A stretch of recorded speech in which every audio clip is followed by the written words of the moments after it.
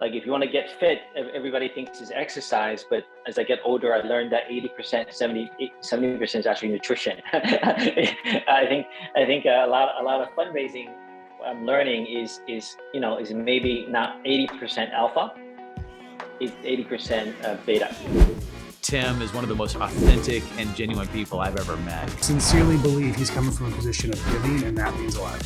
You're going to make huge progress. Okay, everybody, welcome to the Capital Raising Show. Today, I have an awesome guest speaker on the line with us, Mr. San Eng. San Eng, been an entrepreneur for 22 years, for a long time, and has raised over $150 million for his companies. And in addition to that, he has also raised money as a professional for funds. Him and his partners, his team raised over $600 million for different venture funds. And he's new to the multifamily space, only been in it for 14 months. However, within the last short 14 months, he already acquired $60 million in assets. Phenomenal records all the way around. And how I got connected to San was when I saw a post he made regarding his daughter, who is 19 years old. She's also been in the real estate space shortly at the same time he started. And as a 19-year-old, she's already acquire or sign under contract her very first 12-unit apartment deal worth $2.2 million. And his passion is to teach young people and adults, but I think especially young people, how to become financially free, and how to become a real estate millionaire as a teen, and coming from rags to riches himself. He knows the journey extremely well. With that, welcome, Mr. San Eng. Hi, Tim. Hey, guys. Yes. Can you hear me? Yep. I can hear you. Yes. Hey, great to be here. I love the energy. Of this group and host Tim here. Thank you. Yeah, well, definitely. Thank you. And I see that your background has your book, so maybe we can start with that. Share with us what that book is about and what got you started writing the book. Sure. So I'm Chinese American. First of all, I'm a first-gen immigrant, and like many immigrants, not just Asian, the parents kind of push you to go get educated, get a job, and that's kind of my path. Having gone to the top schools and gotten jobs, and I actually have paid for various MBAs and EMBAs 4 times. And what I've learned too late in life is that a lot of the stuff that they try to teach you in Ivy League or business school actually is not that useful. And so in this part of my life, with 3 daughters, I've got 2 in high school and 1 going to college, been really thinking about my own journey and really what, they're going to go to good schools anyways, but really like what I can help them with now, as opposed to 30 years from now. And so the book is a result of during COVID, working with my daughter, Ia, who was 17 at the time, a senior in high school, and her cousin, Timmy, who was a senior at Columbia. We eventually decided to write a book about investing. It's called The 10 Commandments of Investing. Not necessarily our 10 commandments, but really studying the principles from the world's best investment wizards, and then summarizing in terms of whether they did blockchain or real estate or stocks, the principles that they follow. And we try to make it in the sort of the easy to follow, but hopefully still content useful over Tim Ferriss for our work week and Rich Dad Poor Dad, and thanks to Tim and Ia. And so the book's done well. We hit Wall Street Journal and USA Today bestseller, as well as Amazon last year. And we've sold quite a few books. It helped my daughter get into a good university, which is part of the goal as well, besides learning. And we've turned this sort of part of the business, if you will, into a nonprofit. And we continue to do speaking events like this, and sell books and donate to schools that and groups that promote financial literacy. That's really awesome. Yeah. And so your journey, it's been quite a journey. So yeah, you can share with us a little bit about that. How, like, you 22 years, so you started your first business at what age? Yeah, but by the way, I met Tim recently, and I'm just really impressed with his background energy. So I kind of understand now why he chose me to be the guinea pig speaker. Judging by the quality of this group, there's a lot of heavy hitters here. So I appreciate being the guinea pig, and I really am here also. There's a lot of folks here. For example, there's a few folks that do self-storage and RVs and setting up funds. I love to sort of hopefully get you guys as speakers next, so what to learn from you as well. But I think my background is, I guess the easiest way is I look at it as like version 1, 2, version 2, version 3. I try to look at my life in sort of 10-year spans. So in my 20s, I became a tech entrepreneur after working about 4 years in corporate job. I hated it and decided to go off my own and started a bunch of companies in consumer and tech, raised a lot of money. For one venture alone in the tech space, raised a CFO and a CEO 60 million from Silicon Valley. That went busted when the dot-com crash. But didn't give up there, because every failure isn't really a failure, as we all know. And then started a few. Some were successful, some were not. And then took some time off. And then version 2 decided that I wanted to learn investing. Moved to Shanghai. I just got married at the time, and took a couple of years and ended up raising. Set up to raise a $50 million PE fund. We can talk more about this later. Our timing was right. Our strategy was right. We ended up raising 100 million. Fund 1, deploy that, and then had commitment for a fund 2 for 350. By then, I was in my 40s, and China back then, including Shanghai, had just massive pollution. So my second daughter has some health issues. I wasn't spending any time with my kids. So at 45, I sold everything, including my fund and whatever I could sell, and took 5 years off, and just spent 5 years traveling, hanging out with my kids, hanging out with my parents, researching for the book as well. And then at 50, I just turned 53, by the way, on Saturday. So I'm an old man here. Well, happy belated birthday. At 50, I decided to do version 3, which is really this company that I have called Skytian. It's kind of like a family office, but really been very passive. I said, I'm bored. My kids are kind of independent now, and then decided to dive into real estate. So this is sort of year 3 of a 10-year journey in real estate. Gotcha. And I know you got into multifamily. So what have you chose that asset class? Yeah, I'm kind of a macro guy. I spent quite a bit of time learning stuff. So from 50, I was living in Toronto at the time. So I started looking at the Canadian market. I invested, like probably many of you here, starting in singles over there, condos and townhomes. Then I set up a small mortgage fund. I started investing in mortgages, which were safe, anticipating some kind of recession. I ended up just not, I felt the Canadian market was a little small, a little too tax heavy, and a bit slow. I get bored if things are too slow. And they started looking into the States. Turns out my brothers have been doing small MOTs in New Jersey. So I guess year 2 started buying MOTs with them, 2 units, 4 units, 5 units. Those turned out really well. The smaller ones have just incredible returns. We did the bird strategy, but then I get probably like many of you decided that I don't really want to be fixing toilets, and I really wanted a PM. I wanted to do bigger deals. So started doing LP, passive investing, in a few GPs. Those did really well as well. And said, doesn't look that complicated. So started about 2 years ago to try to do GP. Looked at a lot of markets and ended up liking Florida for proximity.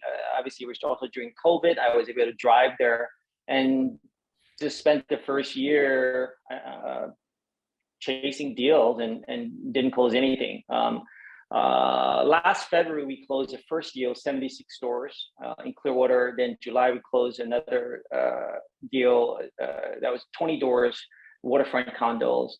And then we closed a 135 unit deal in South Tampa. That was 3 months ago. And then 2 months ago, we closed a 42 unit deal in downtown St. Pete.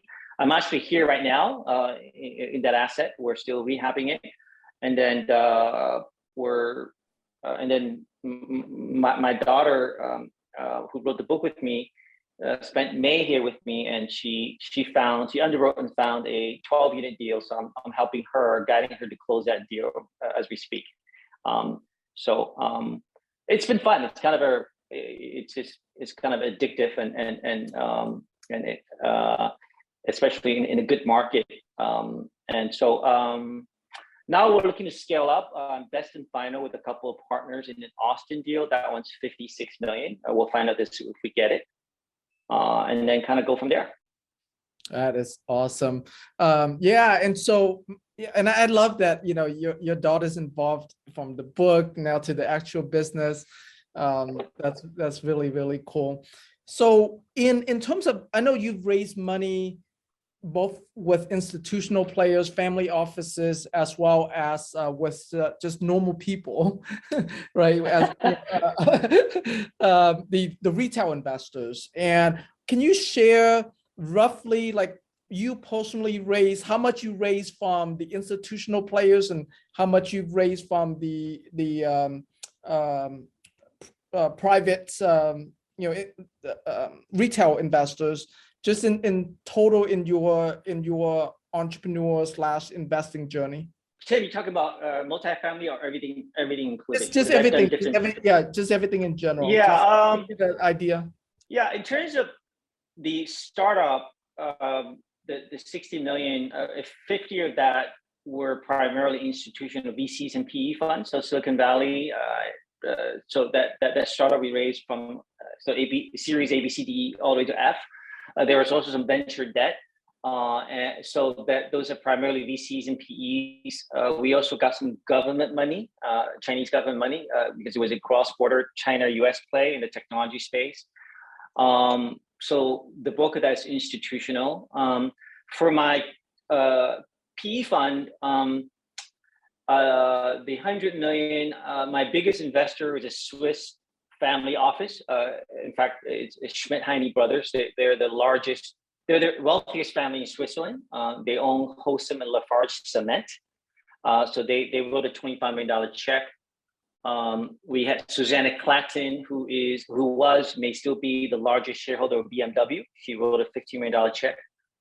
We had a Russian hedge fund out of UK that wrote a $10 million check, with a Korean financial conglomerate that wrote a $15 million check, and we had some Chinese conglomerate that wrote a bunch of checks. And then the balance were primarily high net worth, sort of .com entrepreneur types that funded the PE fund. In multifamily, we have zero money from institutional, so friends and family syndication for now. And that's because I'm still really, I've only really been syndicating for about 16, 17 months, right? I've been investing for about 2 years. And the assets that we've acquired, they range from, excluding my daughter's smaller deal, they range from 4.6 million to 23 million. But they're primarily C-class value-add assets. And those are, one, not necessarily institutional grade, two, not of scale to attract a large investment, and three, I don't have the track record yet in the multi space. So it's going to take probably another year or so before we can close that first one. Though the Austin one is institutional grade. It's a B class. It's 56 million. I've got a couple of partners that are much more high level than me right now that I've been invited to co-GP with. Right, that's awesome. So given, I know you're trying to build your track record as multifamily so that way you can go after the institutional players. I'm curious as to why not go straight, I mean, at your level of experience and expertise, why not go straight into partnering with someone who already have thousands of units, and you come in as a GP and bring in the millions of dollars. I'll give you an example. One of the guys that I've been talking to here in Houston, his goal is to raise $1 billion, well, not to acquire $1 billion of assets within the next 12 months. So he asked me to come in and help him with that. I don't have, I'm brand new to the syndication war. I'm brand new to the fund war, but I am pretty well connected. And so I'm thinking for someone like yourself, tapping into an operator like that allows you to instantly play at that level. So I'm curious as to your thought process, between those two scenarios, going straight in with a very experienced operator, direct to institutional money versus the way you're doing it now, and start to build your track record. Yeah, I think that's a great suggestion, Tim. But the reality is, I'm definitely not as handsome or charming as you to attract such a. No, it's true. I mean, if somebody that has 5,000 doors may not necessarily want to work with me, and so I haven't really chased that. But my style is I put a lot of capital. I've deployed multiple 7 figures of my own money into these deals.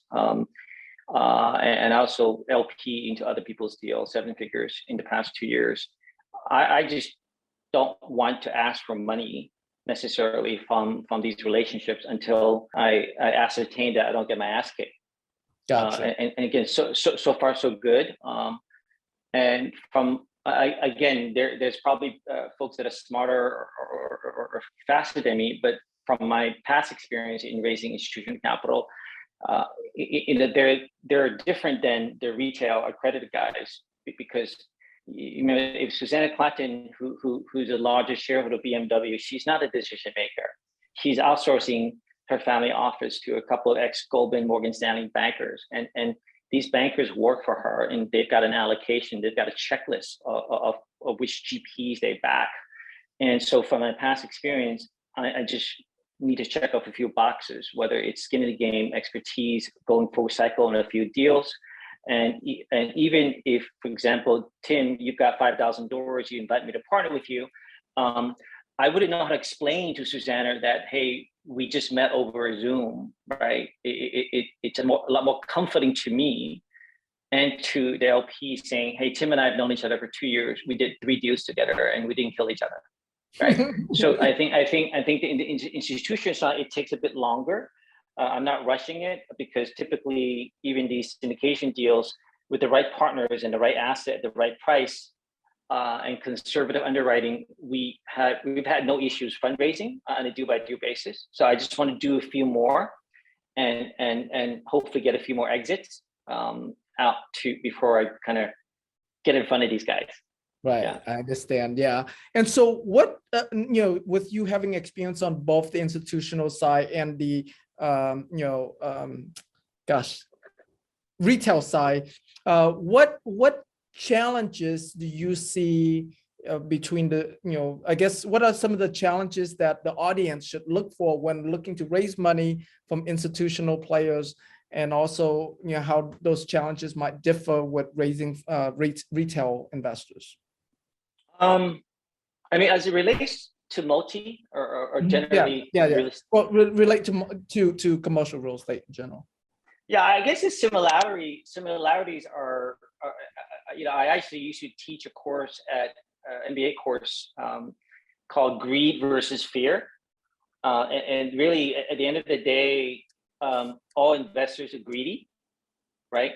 You're looking to invest in Tesla or an apartment or self-storage because you want to make money, but all investors, certainly small investors, are also fearful. So really, it's a matter of, if you look at the scale, is every deal has risk.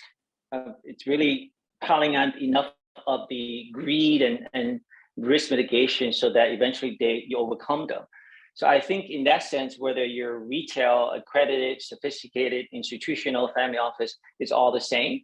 For me, I just recently returned to North America from 20 plus years in Asia. So I don't have a lot of friends that are in the retail space. I don't have, Tim, your database.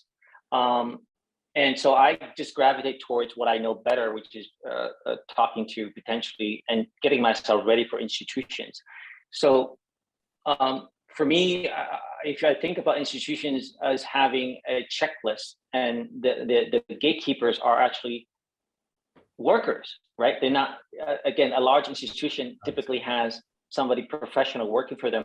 then it is their job to deploy capital if in certain asset classes to certain GPs that fit the criteria. That's their job.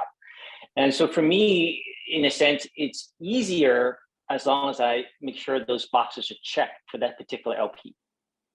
Whereas retail, I have less experience in, though I do have some, I think is less intensive, less investment of time, if you will, because I think retail tends to be more quicker and more emotional. But the downside is in a recession, I'm sure if you're a syndicator, if you've got 500 people now in your database, what I'm hearing is half, a third are no longer, they're kind of sitting in the sidelines. Whereas institutional guys, if they like this asset class, they actually will double down. Interesting. Right, because okay. it's right. So really, it's not good or bad. It's just really what you're used to and sort of what your what advantages, interests you might have. Right. Okay. And then what about returns? Do the institutional players expect a high return, or the retail player does? Especially with the, I guess comparatively to your traditional syndication deal, 70-30 split, 7-8 prep, like compare that with the institutional. Who's expecting more returns for their money? It's a great question. I don't know I have the answer, Tim, because I have not raised institutional capital. But I have talked to a lot of syndicators. I do belong to a mentorship group that with folks that have done 3,000, 10,000 doors that syndicate. And what I'm hearing from these experienced GPs, syndicators, is that when they talk to private equity, the private equity wants control and wants more economics, and they're kind of fearful. To me, that doesn't seem to make sense. If you're raising 20 million and you go to any group where there's family offers or somebody that's just super wealthy, and that person or that group is going to give you 90% of the capital, right? As opposed to syndicating it to 500 people. I mean, I would be dumb if I were the LP putting up 90%. I wouldn't ask for protection or prefer returns, right? So I think smart money, any smart money, whether it's institutional or not, if you're putting up 80-90% of the capital for a deal, I would probably ask for a seat on the board, or I would ask for some kind of preferred return over the 10%. So I just not sure if that objection from those syndicators are a balanced objection, if you will. Right. Then the question is if you go institutional, are you looking for like, for example, for my fund, when I raised the fund, we put in our offering memo that we did not want one LP to be more than 20%, and we kept it at that. We turned down money that was over 20%, and we made it clear that this is a blind fund. You give me the money, my team and I, and the investment committee make the decisions. They don't breathe over me and object to deals. Essentially, they leave me alone during the investment period. And that's a true blind fund setup, right? But I think if one LP were to give me 80% of the capital, I probably would not be able to negotiate that freedom or that structure. Gotcha. Okay. And then, is your goal ultimately to build enough track record to then only focus on institutional funds, or would you continue to raise capital from retail investors? My goal is to befriend, is it Levon? Is Levon there? Levon? Yep. Ledet? Yeah. I think she's an attorney doing fund of funds. There you go. Hey, Levon. Hey, we're friends now. Yeah, so my goal, my 3-year goal, so I got 1 year to go, is to build sufficient track record, expertise, and partnership so that I would be sitting on a committed fund of funds and just backing top tier GPs. I see. Yeah, okay. So I'm just putting in the sweat and toil now. I'm making the mistakes so that hopefully 2 years from now, if I'm managing institutional capital, that Levon will set up for me. That I won't be making the same mistakes for my LP's money. Gotcha. Okay. So, all right. So when you get to that fund to fund, then you'll just focus exclusively on institutional money. Is that correct? or at least the Yeah, majority? I think the outcome that I'm looking for is to have committed capital, maybe it's a co-GP fund of funds where I would then just select 5 or 6 of the top GPs in the country in different submarkets, and I would just be the anchor LP or anchor slash co-GP on larger institutional grade deals. Because I do like doing deals, I may still selectively go and take down 1 or 2 Florida deals, still, just because it is fun taking down deals. Yeah, so not quite there yet. So okay. Well, so yeah, so let's dive into the retail investors now. In terms of raising money from the retail investors, what's the investor profile that you're looking for? Again, a number of my deals are co-GP, so I don't call the shots. So in these deals, again, I'm pretty new to this, so it'd be good to hear the other folks. I've done 5 or 6 B and C. Again, if you're up to me, I just do C. I prefer to work with smart accredited investors that kind of can afford to lose money, even though the intention is not to lose the money. I prefer not to take money from non-sophisticated investors if they're up to me. But we've done Bs and Cs. Again, at least in the past year and a half, it hasn't been a huge issue. We've been very lucky to have found decent deals, primarily in the Tampa area from a GP standpoint. My stuff in New Jersey, I don't raise money for, so it's all internal. And again, if I haven't done anything as a co-GP outside of Florida yet. Okay. Sorry, I'm not sure if that answers your question. Yeah, I'm not that experienced in that area versus some of the guys here. Yeah, no problem. And then, so how are you finding your investors right now? The retail. Sure. Yeah, so I think the smaller deals is just like the one that I'm doing with my daughter is like, I mean, honestly, we don't really need to raise money. It's less than $1 million equity. But I don't want to say, I invited her on, is she on here?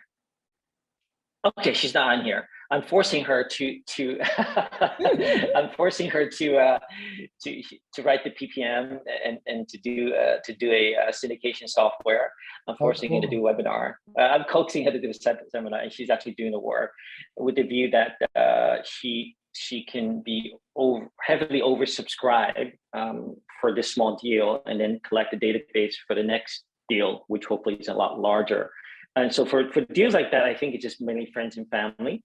The $23 million deal, it was a very tight time frame, Tim. So we ended up just inviting last minute a co-GP that has a lot more experience. He owns 4,000 doors, to come in, both to help us with the loan, but also help us with bringing in some retail investors.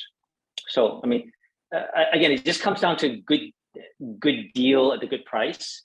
And if you're willing to share, right, the economics, we just haven't had any issues with the capital raise so far. Yeah. Okay. So so far the raise that you've been doing is mostly friends and family, or have you also tap into your social media friends and family, your social media, people that you? I actually do quite a bit of social media, but most of it is to promote the book, and again, we're trying to sell more books, and you guys please buy a book. All the proceeds do go to charity, and we try to donate books and proceeds to it's everywhere. It's in Barnes and Noble, on Amazon, and it is a good book. I think it's a good book, and so the proceeds do go to. So a lot of it really is tied to financial literacy, but obviously indirectly it does support the branding. I honestly don't see a lot of money coming from the book promotions. The deals have mostly been from sort of the private networks, some of the groups like this that I participate in, that I learn as much as I give. But the last 5 or 6 deals that are quality, I am showing them to the institutionals, just showing them probably mainly just like, hey, what do you think about this market? Can you give me some advice, with the view that they see that I'm active, and what, maybe 6 months, 2 years from now, I'll hit them up with the right deal. Right. So Yeah, so let's go over to the institutional side because I think that's where you have a lot of experience. And so someone new, let's say someone on here, not necessarily new to real estate or new to syndication, but new to institutional money. What would you advise them as a that they need to put in place now, so by the time they start talking to institutional money, they have their foundations down? Well, I'm just looking here. I think there's a few ladies here, Emma, Isabel, Levon. I would say, honestly, I think the ladies have an advantage. Really? So in the course of researching the book and talking to a lot of super famous and successful investors, again, doesn't matter what asset class, it turns out that most men, myself included when I was younger, sort of over qualify or over assess their alpha generation abilities. Right. So the investing, there's beta, which is the market, organic growth, the stuff that you get from a rising tide. And then there's alpha, which is the value creation as a GP. And most of the smarter investors says that, if you actually buy the right trend, and but right asset class at the right price, you don't have to do much. Right. But I think most men tend to think they can beat the stock market, they can pick stocks. And so I think the lesson I learned from talking to a lot of much more successful investors is if I'm going to raise money for a syndication or if I'm going to raise a fund, really go with the tide. Like I would probably, like if you want to get fit, everybody thinks is exercise, but as I get older, I learned that 80%, 70% is actually nutrition. I think a lot of fundraising I'm learning is maybe not 80% alpha, it's 80% beta. So pick the sort of the right asset class and the right timing, and then the money will follow as long as the GP are not idiots or trustworthy and actually have a decent strategy as well. Gotcha. Yeah, that's very general. I'm not sure, but that's one of the biggest lessons I learned from researching the book and talking to folks that are, again, much smarter than me. Right. Yeah, so basically, I mean, from what I'm understanding is that go where they're already investing their money, right? So if multifamily is what's hot right now with institutional money, they're putting tons of money there, then go there. Don't take them to a mobile home park that perhaps that's not where they're putting their money, right? So it depends.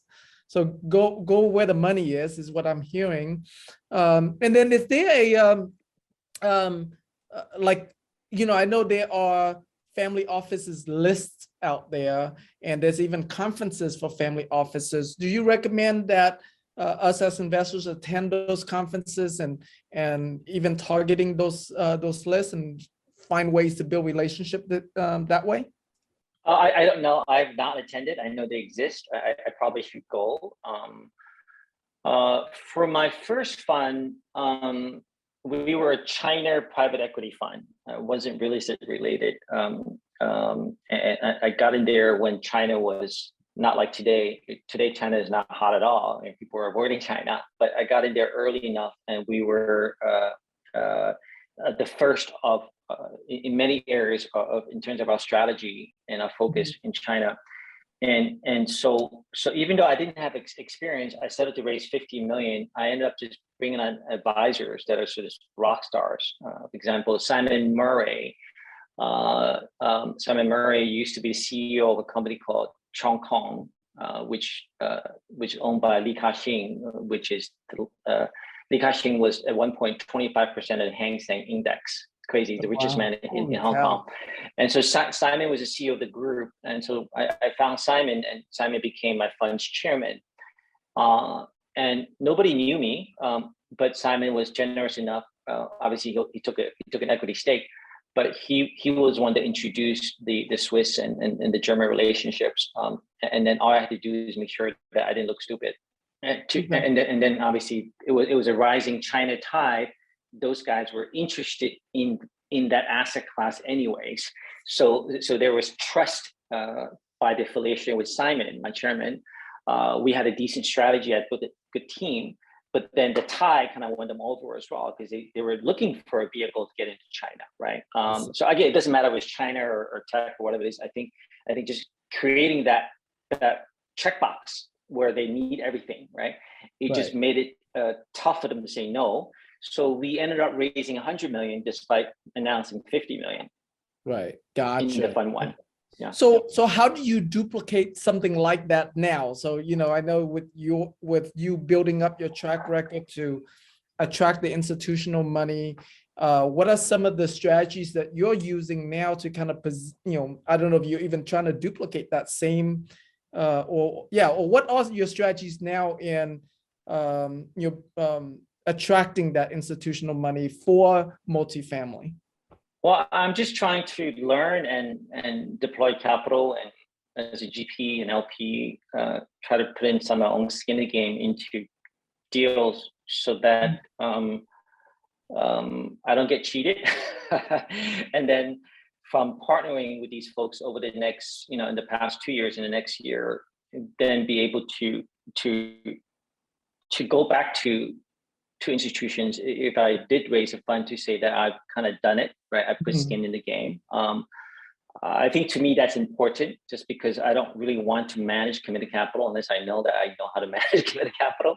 And so to that effect, doing deal by deal syndication does make sense, right? And so far, it's been exceeded our own internals in terms of returns and whatnot. And obviously the market has changed in the past few months, but we're still quite active and selectively looking to do more deals.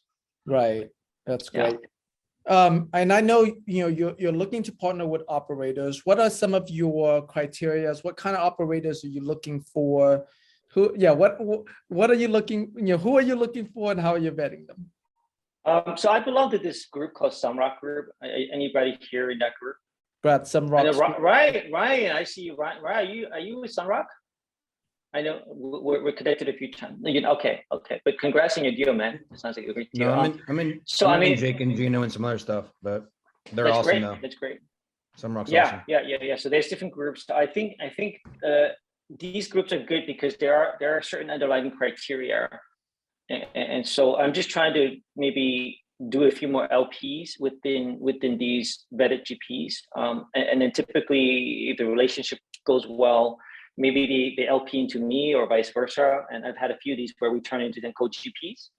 And so the idea is to just do a few more of these, because I think until this is kind of dating. We're dating now, and these events are dating. Really, we have to get married and maybe have some kids and see if it truly is a bond. I think that in particularly applies to try to raise institutional capital, because those fund managers would dig deep into that. Have you done a deal with Tim? What was the equity structure? What did Tim do versus what you did? What happens again in an argument? All that stuff. And I would say if you're looking for institutional, I remember for the fund we did, we had these massive project binders, like all the due diligence, everything was in a massive binder, sometimes 3 binders. I can tell you they went through every single binder. Wow. Yeah, they sent their guys in. I had the Russian guys came with me. They spent 3 days with me in China. They've been to visit the deals that we're looking at. We drank, and then they sent their bean counters. They looked at every single deck and every single binder before they got comfortable. Especially for Fund 1. Fund 2 might be easier. Wow. Okay. So this market, where do you see this market's going? And then also, do you think in this next market cycle, do you think it'll be easier to raise money from funds than it is now, or you think harder, or not really, no difference?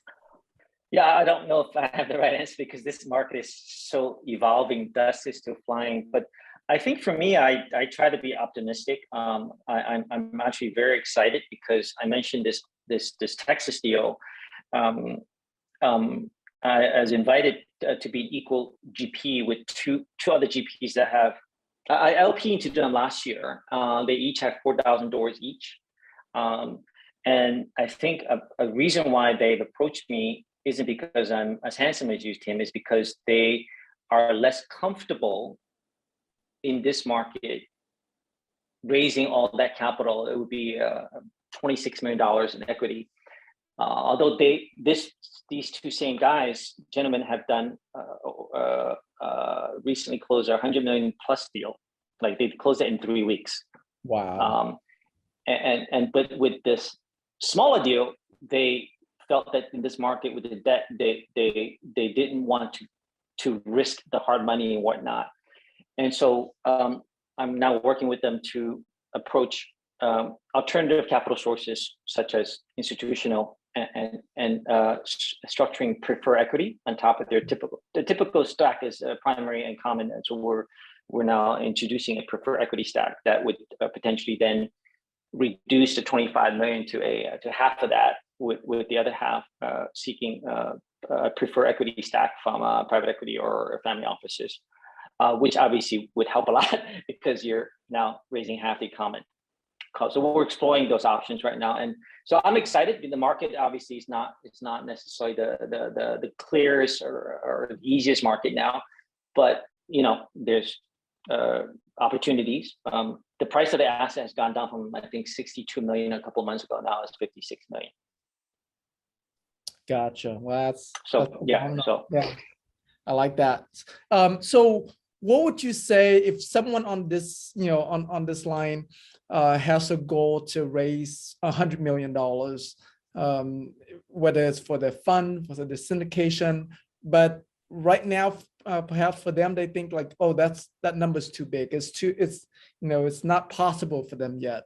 What would you advise them? What would you say to someone like that? I don't know. I think maybe go to Tony Robbins. But that's interesting. That's an interesting answer. I recently attended my first Tony Robbins with two of my kids, and I used to kind of poo-poo and gurus like that, being a little shaky and salesy, but we actually enjoyed it. I think positive thinking, glass is more than half full. I think if you don't think that way, you get nothing. So I would say go for it, man. I mean, like 100 million is maybe it's not a 1 year thing, maybe it's a 5-year thing, but why not, right? Why not? That's awesome. So start with no, that's great. Yeah. I mean, yeah, it's really great because you hit it right there, right? It starts with believing that you can do it, and then just go and do it. And I know with you teaching your daughter now, what are you teaching her that is not common out there, that's perhaps others are not talking about, not teaching, that what you're teaching her that we all can go and teach ourselves and our kids? Tim, that's my favorite question so far. So this is actually, who has kids here? I do. Can you raise your hand? All right. Okay, so I got ask me about my PMA. I got 4 kids. So those of us that are parents, for me, I've made it my mission in recent years, and I just recently created a hashtag with my 19-year-old, and she started a small Facebook group called FF21, and and that stands for financially free at age 21. She's 19 now. She started learning multifamily at 17, and she has 2 younger sisters, both in high school. So I've really invested quite a lot of time. It's been my number 1 priority the past few years to really. I got 3 daughters, right, and those of us that are men out there know that men are bad in many ways. But so I think especially with daughters, I want them to be financially independent, especially if daddy's not around, but at least they're not beholden to something else. It doesn't mean that they don't get a job. They can still work in the Peace Corps, be an artist, or get a normal job, whatever they want to do. But I want them to be hopefully financially independent, right? So hence the book. The book is a big part of it. I force-fed them Tim Ferriss when they were young, 8, 9 years old. I force-fed them Rich Dad, Poor Dad. So even though at 8, 9 years old, those of you who have young kids, even if you don't think they get it, I think they get it. Because like 8, 9 years old. They were whining. They did read the book because I forced them. But 3 years ago, Ia, my daughter, my oldest daughter, I said, "What do you want to do?" She's like, "I don't want to work." I'm like, "What do you mean?" She's like, "Well, remember Kiyosaki?" And she really wants to do side gigs, get passive income, and now she's learning multifamily. So, so to answer your question, Tim, I am one of those, like probably many of you here, you know, first-gen immigrant. The first thing I need to do is get an education. I mean, not boasting. I went to the Wharton School as an undergrad.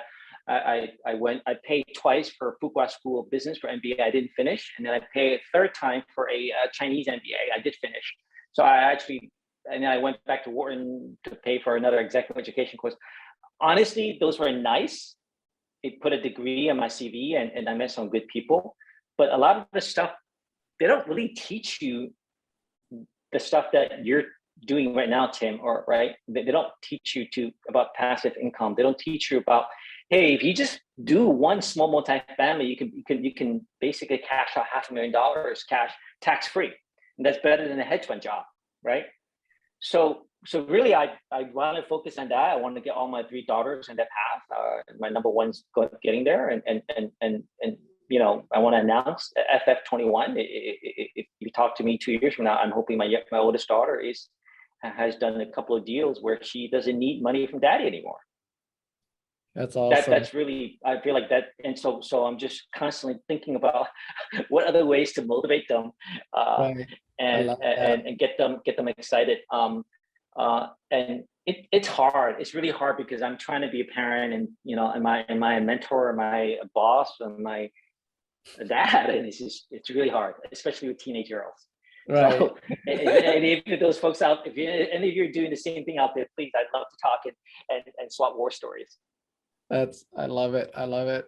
So, you know, what when we're wrapping up this interview here, and I'd like to hear what's your biggest goal at this point in your life?